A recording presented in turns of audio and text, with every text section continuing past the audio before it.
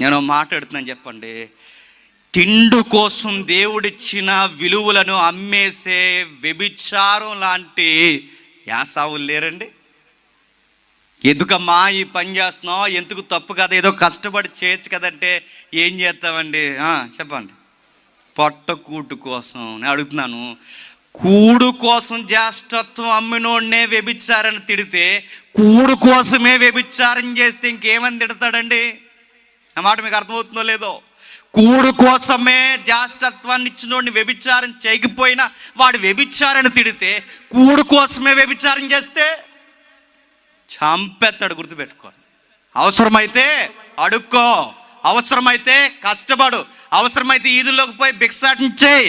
దేవుడిచ్చిన ఆలయాన్ని దేనికి పడితే దానికి తాకట్టు పెట్టావో చంపేస్తానంటాడు. గుర్తుపెట్టుకో. వదిలేస్తానంటాడు. గుర్తుపెట్టుకో.